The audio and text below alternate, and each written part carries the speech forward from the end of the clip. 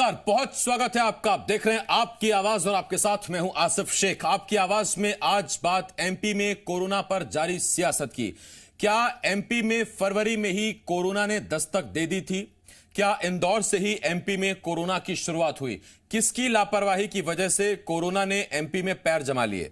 ये तमाम सवाल खड़े हो गए हैं स्वास्थ्य विभाग के एसीएस मोहम्मद सुलेमान के एक बयान से। बयान आया तो बवाल मच गया। अब बीजेपी पुरानी कांग्रेस सरकार को कोस रही है तो वहीं कांग्रेस तुलसी सिलावट पर इसका ठीकरा फोड़ रही है। कई सवाल हैं जिनके जवाब जानने की कोशिश करेंगे। खास पैनल भी हमारे साथ जुड़ेगा। तो आइए शुरू करते हैं आपकी आवाज। आइए आपको बताते हैं कि मामला है क्या और कहां से शुरू हुआ। दरअसल इंदौर पहुंचे स्वास्थ्य विभाग के अपर मुख्य सचिव मोहम्मद सुलेमान ने एक बयान दिया। उन्होंने कहा कि इंदौर से प्रदेश में कोरोना संक्रमण फैलने की संभावना जताई। मोहम्मद सुलेमान ने कहा कि जिस तरीके से शुरुआत में इंदौर के अंदर कोरोना का ग्राफ तेजी से बढ़ा, उसे देखकर यह कहा जा सकता है कि वायरस की शुरुआत फरवरी में ही हो गई होगी, लेकिन शायद उसे टाइमली डिटेक्ट नहीं किया जा सका और इसीलिए कोरोना पॉजिटिव केस तेजी से सामने आए। इसी बयान के बाद एमपी में सियासत तेज हो गई। इंदौर से वायरस के इंदौर के ट्रैवलर अब तो छतरपुर, टीकमगढ़ कहां तक नहीं गया और इंदौर के आसपास के जिलों में बहुत ज़्यादा स्प्रेड हुआ। जिस तरीके से इंदौर का शुरुआत में ग्राफ बढ़ा, उसको ये देख के ये कहा जा सकता है कि इंदौर में वायरस की शुरुआत फरवरी माह में कभी हो गई होगी और हम लोग उस टाइम पे टाइमली शायद उसको डिटेक्ट नहीं कर पाए, तो इसलिए जब आया तो सडनली बहुत ज़्यादा केसेस आए। बीजेपी के राष्ट्रीय महासचिव कैलाश विजयवर्गीय ने मोहम्मद सुलेमान के बयान का समर्थन किया है। विजयवर्गीय के मुताबिक इंदौर में इंटरनेशनल एयरपोर्ट होने के मद्देनजर भारत सरकार ने सभी यात्रियों की मेडिकल जांच और उन्हें होम क्वारंटीन करने की एडवाइजरी जारी की थी, लेकिन तत्कालीन कमलनाथ सरकार ने इसका पालन नहीं किया, जिससे हालात बिगड़े। हालांकि विजयवर्गीय ने अब कोरोना के हालात काबू में होने का दावा किया है। देखिए, इंदौर में इंटरनेशनल एयरपोर्ट और जहाँ जहाँ एयरपोर्ट है वहाँ पर भारत सरकार ने एडवाइजरी जारी करके बाहर से आने वाले लोगों का स्वास्थ्य परीक्षण और यदि उस बीमारी से संलग्न मिले तो उसका क्वारंटाइन करना है। ये एडवाइजरी केंद्र सरकार ने जारी की थी, पर उसका पालन तत्कालीन सरकार ने नहीं किया। इस कारण से थोड़ा सा इंदौर डिस्टर्ब हुआ था, पर अब कंट्रोल में। तो मोहम्मद सुलेमान जो अपर मुख्य सचिव हैं, उन्होंने ये बात कही। स्वास्थ्य विभाग के एसीएस हैं और इंदौर पहुंचे मोहम्मद सुलेमान ने कहा कि जिस तरह से शुरुआत में ही इंदौर में केसेस बढ़े, उससे ये अंदाजा लगाया जा सकता है कि इंदौर से ही कोरोना की शुरुआत हुई होगी और फरवरी में ही इंदौर से कोरोना मध्य प्रदेश में एंटर हो गया होगा। इधर बीजेपी छोड़कर कांग्रेस में शामिल हुए प्रेमचंद गुड्डू के तेवर मंत्री तुलसी सिलावट के खिलाफ और ज्यादा आक्रामक हो गए हैं। स्वास्थ्य विभाग के अपर मुख्य सचिव मोहम्मद सुलेमान के बयान को आधार बनाते हुए प्रेमचंद गुड्डू ने तुलसी सिलावट को प्रदेश में कोरोना संक्रमण फैलने का जिम्मेदार ठहरा दिया। प्रेमचंद गुड्डू के मुताबिक जिस वक्त स्वास्थ्य मंत्री के नाते तुलसी सिलावट की जिम्मेदारी कोरोना फैलने से रोकने की थी, उस वक्त वो अपना फोन बंद करके बेंगलुरु में बैठे थे। तुलसी सिलावट ही जिम्मेदार है। तुलसी सिलावट ने ही स्वास्थ्य मंत्री रहते हुए ध्यान नहीं दिया। उस टाइम पे तुलसी सिलावट बेंगलोर में थे। बाकी सरकार क्या कर रही थी जरा कि तुलसी सिलावट ही जिम्मेदार क्यों? बिल्कुल, चूंकि स्वास्थ्य मंत्री थे, कैबिनेट मंत्री थे, स्वास्थ्य मंत्री थे, तो उनकी जिम्मेदारी थी, उनको करना चाहिए था। और ये सब चीजें राज्य की हमारी सरकार, कमलनाथ जी की सरकार ने हमेशा उसको बाकायदा समय पे सब चीजों से चेताया। कमेटियां बनाई। मुद्दा भी बनाएंगे आप इसको? बिल्कुल, चुनावी मुद्दा बनेगा। तो भोपाल में राजभवन परिसर कंटेनमेंट क्षेत्र है या नहीं, इसको लेकर राजभवन सचिवालय और भोपाल कलेक्टर आमने सामने आ गए हैं। राज्यपाल के सचिव ने जहां कल बयान जारी कर राजभवन को कंटेनमेंट फ्री होने की बात कही, आज भोपाल कलेक्टर तरुण पिथोड़े ने राज्यपाल के सचिव के बयान को नकार दिया। कलेक्टर के मुताबिक राजभवन की तरफ से कंटेनमेंट जोन हटाने को लेकर प्रस्ताव आया था, लेकिन अभी तक इस पर कोई फैसला नहीं हुआ है, लिहाजा अभी भी ये कंटेनमेंट जोन है।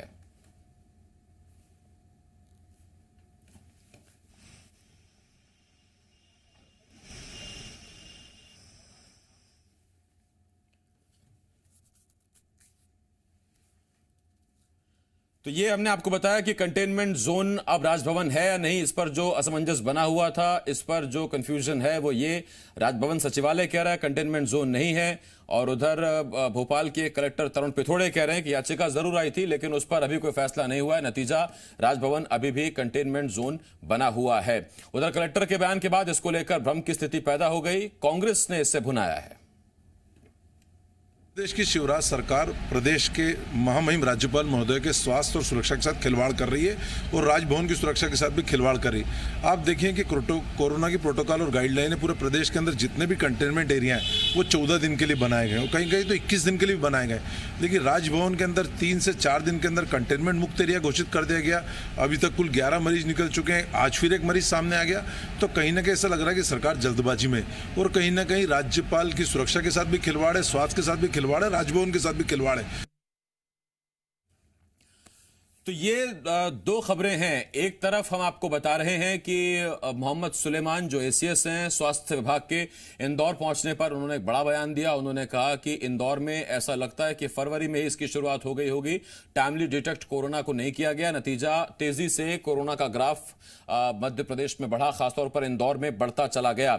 जबकि हम जानते हैं कि मध्य प्रदेश में शुरुआती जो 4 मामले निकलकर सामने आए थे वो जबलपुर से निकलकर सामने आए थे और ये मार्च के आसपास की बात है, लेकिन फरवरी में यानी देश में जब लॉकडाउन भी नहीं हुआ था तब सुलेमान कह रहे हैं, मोहम्मद सुलेमान कह रहे हैं कि फरवरी में ही इंदौर में कोरोना की एंट्री हो गई होगी, क्योंकि इंटरनेशनल एयरपोर्ट है, विदेशों से लोग यहां पर आते हैं, लैंड करते हैं, यहां से टेक ऑफ करते हैं। इसके साथ ही राजभवन को लेकर असमंजस ये बना हुआ है कि राजभवन परिसर अभी कोरोना मुक्त है या नहीं, कंटेनमेंट जोन है या नहीं, इसको लेकर अभी भी थोड़ा असमंजस बना हुआ है।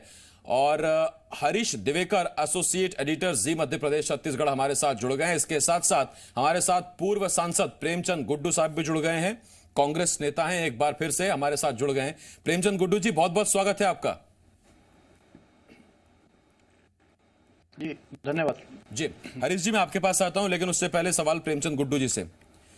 प्रेमचंद जी, बड़ा गजब इत्तेफाक है कि जब आप बीजेपी में थे तब सरकार कांग्रेस की थी, आज आप कांग्रेस में, सरकार बीजेपी की है।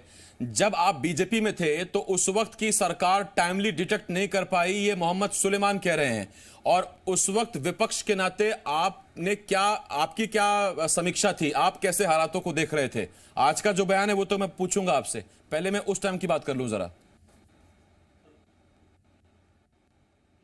नहीं, वो स्पष्ट है।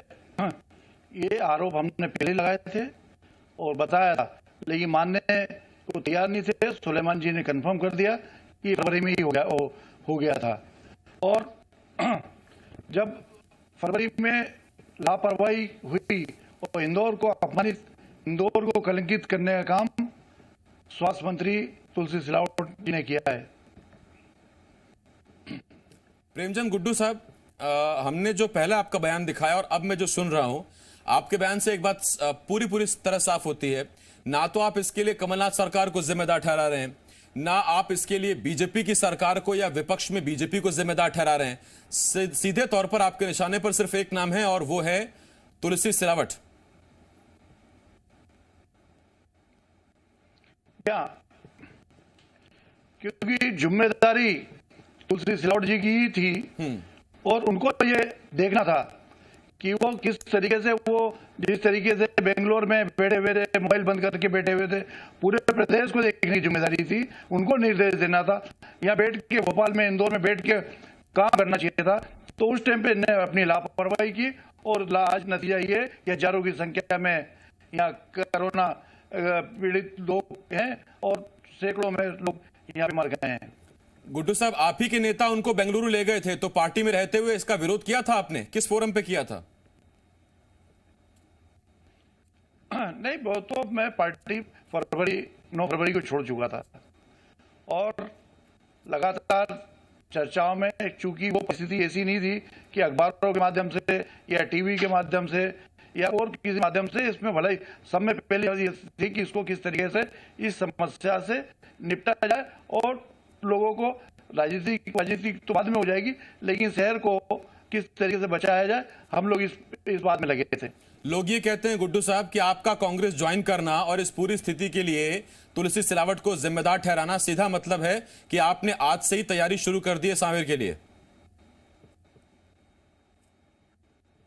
पार्टी जो बोलेगी वो करेंगे। हम तो 24 सीटों पे, चूंकि प्रदेश युवा कांग्रेस का अध्यक्ष रहा हूँ, पूरा नेटवर्क मध्य प्रदेश में मेरे पास है, और हम तो पूरे 24 सीटों पे, ये जिस तरीके से गद्दारी हुई है, जो पीठ में चूड़ा भोगने का काम किया है कमलनाथ जी और कांग्रेस की सरकार में और यहाँ की जनता में, तो उसको हम लोग सबक सिखाने में शामिल। तो हमारी सर्वोच्च प्रायोरिटी यही है, लेकिन बाकी 24 सीटों पर भी 23 सीटों पर भी हम लोग करेंगे। ठीक, गुड्डू साहब, ये वफादारी, गद्दारी, इस पर हम कभी बाद में बात करेंगे, कभी और चर्चा रखेंगे इस पर। बहुत भारी शब्द हैं ये और इस पर आधे घंटे में समेट नहीं पाएंगे। हरीश जी, मैं आपके पास आ रहा हूं। आपसे मेरा सवाल, मध्य प्रदेश में अब तक तो हम आंकड़ों के जरिए यही जानते हैं कि जबलपुर से कोरोना की शुरुआत हुई, 4 मामले सामने आए थे, जिसमें दुबई से लौटा परिवार था, महिलाएं थी, उनसे कोरोना फैला। लेकिन आज जो मोहम्मद सुलेमान कल जो इंदौर पहुंचे, उन्होंने जो बयान दिया, उसके बाद आज जो सियासत शुरू हुई है, उसमें लापरवाही भारी पड़ गई क्या मध्य प्रदेश पर? निश्चित तौर पे लापरवाही सामने आ रही है। दूसरी बात, मोहम्मद सुलेमान की बात करेंगे, एडिशनल चीफ सेक्रेटरी की, तो उनका बयान एक सोची समझी राजनीति के तहत है। उनका इंदौर जाना समीक्षा के तहत, जब बिल्कुल उस पर अब कोरोना को 2 माह हो गए, और बैठक करके फरवरी बोलना है। आपको याद होगा आसिफ, इसके पहले इंदौर कलेक्टर ने भी फरवरी बोला था, उन्होंने भी वही बात कही थी कि एयरपोर्ट पे लोग आए थे, इंटरनेशनल एयरपोर्ट है, तब जांच की गई, वही बात कैलाश विजयवर्गीय ने कहा। ये सारी अगर आप तार जोड़ेंगे, धागे से धागा जोड़ेंगे, तो आपको ये धागे का सिरा जो है उपचुनाव तक जाता दिखेगा। मुख्य वजह यह है कि इंदौर में हॉटस्पॉट हो गया, इंदौर के तुलसी सिलावट है, इंदौर में उपचुनाव है, सावेर है, देपालपुर है, आसपास लगा हुआ, इधर सुहावर मंदसौर में है, हरदीप डंका। ऐसे देखेंगे तो धागा आप जोड़ेंगे तो कहीं ना कहीं उपचुनाव तक जाएगा। और ये बात आ रही है कि जो विस्फोट हुआ है, पूरा मालवा में सबसे ज्यादा विस्फोट हुआ है, इसमें इंदौर, उज्जैन और तीसरा भोपाल मानेंगे। तो ऐसी स्थिति में सरकार को कहीं ना कहीं जनता के सामने जवाब देना होगा, तो इसका एक माहौल बनाया जा रहा है। तो सबसे पहला बयान कलेक्टर का आता है, इंदौर कलेक्टर का आता है, उन्होंने फरवरी की बात की, तब बवाल मचा था, मामला दब गया। अब फिर एडिशनल चीफ सेक्रेटरी इंदौर पहुंचते हैं, उन्होंने भी फरवरी की बात कही। तो फरवरी की जब बात करके, लेकिन उस समय ये ध्यान नहीं दिया गया, बयान देते समय ना समझा गया। अब बात प्रेमचंद गुड्डू ने पकड़ी। फरवरी में विधायक जो इस्तीफा दे चुके मंत्री, पूर्व मंत्री तुलसी सिलावट थे हेल्थ के, वो भी इंदौर के थे, उन्होंने क्या किया, अब वो सवालों में फंस गए, क्योंकि 1 मार्च के बाद हॉर्स ट्रेडिंग का मामला सामने आया। 1 मार्च के बाद ये लोग पार्टी से विद्रोह किया इन लोगों ने। तो 1 मार्च से पहले तो कांग्रेस साथ में थे, पूरी तरह साथ में थे। अगर फरवरी पहला, तो उसके लिए कहीं ना कहीं प्रमुख रूप से जिम्मेदार तुलसी सिलावट बनते हैं। तुलसी सिलावट स्वास्थ्य मंत्री थे, अब उनके लिए परेशानी का विषय होगा, ये उपचुनाव मुद्दा भी बनेगा। तो ये पूरी प्लानिंग है। अब देखें आसिफ, आप शुरू से देख रहे हैं मध्य प्रदेश में सियासी कोरोना। अगर मध्य प्रदेश में सरकारें जाने और आने का खेल नहीं होता तो शायद स्थिति कुछ और होती, स्थिति बेहतर होती शायद। नरेश जी, मैं लौट रहा हूं आपके पास। इंदौर से बीजेपी के सांसद शंकर लालवानी जी हमारे साथ जुड़ गए हैं। शंकर लालवानी जी, बहुत बहुत स्वागत है आपका। और शंकर लालवानी जी, जिस वक्त मैं आपसे बात कर रहा हूं, प्रेमचंद गुड्डू साहब, पूर्व सांसद और अब तो कांग्रेस के नेता हैं, थोड़ा नाराज हो गए आपसे, वो भी हमारे साथ जुड़े हुए हैं। शंकर लालवानी साहब, पहला सवाल मेरा आपसे, इंदौर इंटरनेशनल एयरपोर्ट है, इतना बड़ा शहर है, और जिस फरवरी में मोहम्मद सुलेमान कहते हैं कि कोरोना एंटर इंदौर में हो गया होगा, उस वक्त पूरी तरह से तुलसी सिलावट स्वास्थ्य मंत्री के तौर पर काम कर रहे थे, आज भी आपके यहां मंत्रिमंडल में है। किसकी जिम्मेदारी थी, किसकी लापरवाही है? देखिए, पूरे सरकार के जो कैप्टन थे वो कमलनाथ जी थे, और जो प्रधानमंत्री जी ने और स्वास्थ्य मंत्री जी ने एक प्रोटोकॉल जारी किया था, उस समय उनकी सरकार थी, और उस प्रोटोकॉल के अंतर्गत उन लोग थे, ये कहा गया था सभी राज्य सरकारों को कि आप अपने अपने शहरों में ये तैयारी रखें। मुझे ध्यान है उस समय जब ये तैयारी की बात चल रही थी, जब पार्लियामेंट चली रही थी, उसके बीच में मैं इंदौर आया था, और जब इंदौर में मैंने सभी अधिकारियों के साथ मीटिंग की थी कि क्या क्या तैयारी है, तो सब एक दूसरे की बगले जा रहे थे। और उस समय जब मैंने पता किया था, उस समय ये बात की कि आईफा अवार्ड की तैयारी कर रहे हैं। हमारे केंद्र सरकार कह रही थी हॉस्पिटल बनाए, तो वो ढूंढ रहे थे कि कहाँ पर कार्यक्रम करें आईफा अवार्ड का। जब हमारी सरकार बोल रही थी कि डॉक्टर और मेडिसिन की तैयारी करें, तब ये सरकार ढूंढ रही थी कि हीरो हीरोइन कौन से आएंगे और कहाँ पर रुकेंगे। तो इनकी जो प्रायोरिटी थी वो था आईफा अवार्ड, और हमारी जो केंद्र सरकार ने जो प्रोटोकॉल जारी किया था वो था हेल्थ को लेके। तो कहीं ना कहीं ये सरकार उस समय उसके लिए थी, जिम्मेदार है। जो अभी पूरे प्रदेश में स्थिति बनी है उस समय कमलनाथ, कांग्रेस की कमलनाथ सरकार जिम्मेदार। ठीक, शंकर लालवानी साहब, कांग्रेस वाले दो सवाल पूछ रहे हैं आपसे, कांग्रेस के नेता। पहला सवाल तो वो ये पूछ रहे हैं कि तुलसी सिलावट उस वक्त चूंकि स्वास्थ्य मंत्री थे, सीधी जिम्मेदारी उनकी है, और ऐसे में अब जब आप पुराने मंत्रियों पर जांच बैठा रहे हैं तो एक बार तुलसी सिलावट का भी जांच करवा लीजिए कि वो उस वक्त कितने एक्टिव थे। और दूसरी बात वो ये कहते हैं कि आपने सरकार को काम कहां करने दिया। जिस वक्त कोरोना मध्य प्रदेश में एंटर हो रहा था उस वक्त आपने सरकार पर ऐसा आघात किया कि वो सरकार बचाने में जुटे हुए थे, मजबूर थे। देखिए, सरकार हमने नहीं गिराई, और पहले दिन से जब ये सरकार बनी उसी दिन से हमारे नेता ये कह रहे थे कि हम इस सरकार को नहीं गिराएंगे। जब भी सरकार गिरेगी अपने कारण से गिरेगी, हमारे कारण से नहीं गिरेगी। और ये सरकार खुद के कारण से गिरी, हमारे कारण से नहीं गिरी। तो सरकार बचाना चलाना ये उनकी जिम्मेदारी थी, लेकिन उनकी प्राइमा फेसी ये गलती रही। जो तैयारियां नीचे लेवल पे करनी थी वो तैयारियां नहीं की, और उसी का परिणाम है क्या इंदौर में इतना हॉटस्पॉट पे, इंदौर ही नहीं भोपाल में भी देखा हमने ये स्थिति है। तो आज मध्य प्रदेश में जो ये कोरोना फैला है उसकी जो तैयारी नहीं करने के कारण आज हम सब भुगत रहे हैं। ठीक, मैं आता हूं आपके पास। प्रेमचंद गुड्डू साहब, एयरपोर्ट जो हैं वो AAI के अंडर होते हैं, यानी कि एयरपोर्ट अथॉरिटी ऑफ इंडिया। उसकी सुरक्षा, उसकी व्यवस्था, ये सब केंद्र के अंडर आती है। लेकिन ये भी सच है कि एयरपोर्ट से निकलने के बाद एक बार फिर वो इंदौर प्रशासन की जिम्मेदारी हो जाती है। तो दोनों लेवल पर चूक हुई है या सिर्फ और सिर्फ एयरपोर्ट के अंदर ही चूक हुई? ये तो एयरपोर्ट से जब लोग निकले तो वहीं पे उनको चेक किया जाना था। फरवरी के दौरान मैं भी फॉरेन गया था, वापस आया, एयरपोर्ट, बॉम्बे एयरपोर्ट पे चेकिंग हुई, क्योंकि AISF देख रही है और सुरक्षा और सब चीजें भारत सरकार के अंडर में है।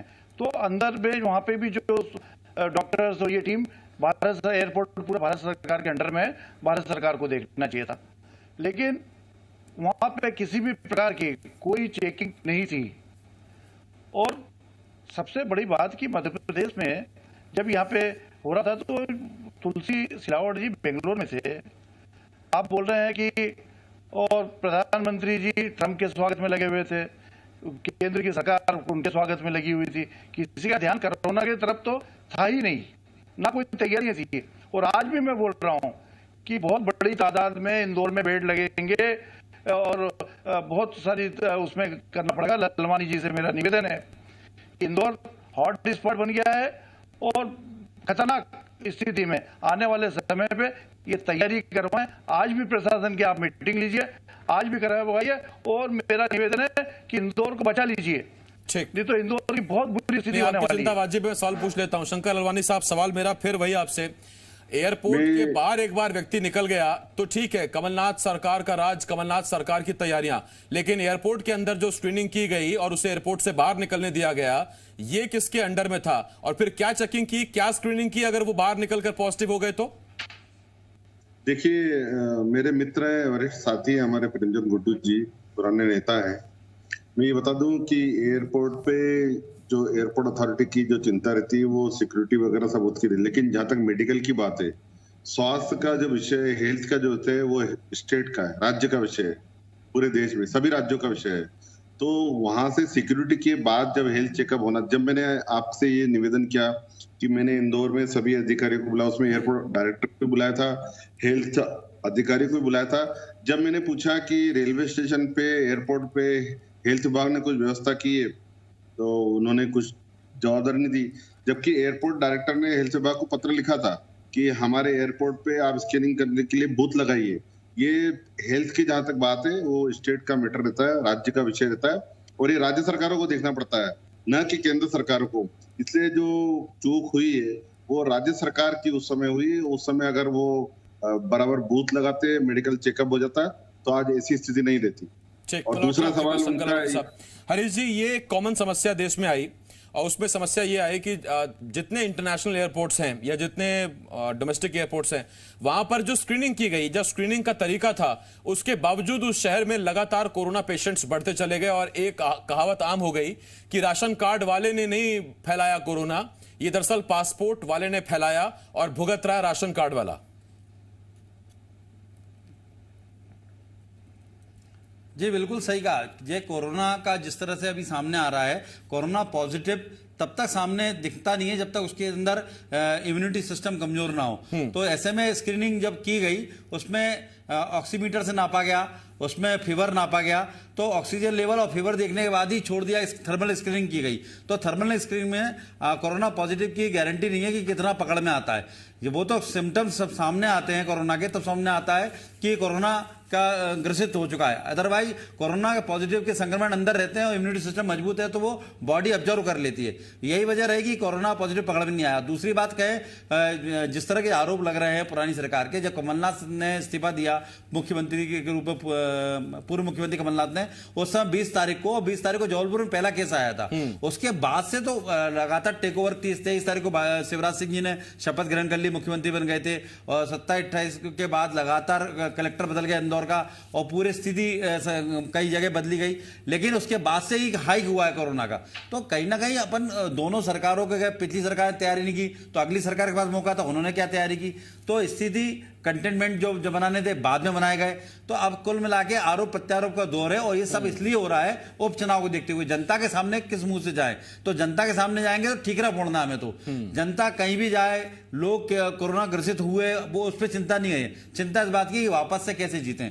तो आसिफ, ये बहुत ही दुखद है। बहुत बड़ा सवाल आपने उठा दिया हरीश जी, जनता की वाकई अभी भी चिंता जान की है, चिंता आंकड़ों की है, या चिंता चुनावों की है। बहुत शुक्रिया प्रेमचंद गुड्डू साहब, आपका बहुत शुक्रिया। शंकर लालवानी जी, आपका बहुत शुक्रिया। हरीश जी, आपका बहुत शुक्रिया। मध्य प्रदेश में अब कोरोना के मामले लगातार बढ़ रहे हैं। आपको मालूम है, देश के टॉप राज्यों में जहां कोरोना के आंकड़े सबसे ज्यादा हैं, उनमें मध्य प्रदेश भी शुमार है। और ऐसे में अब सवाल ये उठ रहा है कि क्या वाकई फरवरी से ही मध्य प्रदेश में कोरोना आ गया था? मार्च में हमें पता लगता है कि जबलपुर से पॉजिटिव केसेस सामने आए, लेकिन उससे पहले क्या इंदौर में कोरोना फैलना शुरू हो गया था? अगर हाँ, तो फिर उसके लिए क्या तैयारी थी? और सबसे बड़ी बात, कोरोना कोई भारत से नहीं फैला, बाहर दुनिया का बुरा हाल हम देख चुके थे। उसके बाद अगर ये स्थिति भारत में बन रही है, इंदौर में बन रही है, हॉटस्पॉट के तौर पर इंदौर आया, तो फिर इसका जिम्मेदार कौन है? एक छोटे से ब्रेक के लिए हमें रुकना होगा। ब्रेक के बाद छत्तीसगढ़ का मुद्दा है, जल्द लौट रहे हैं।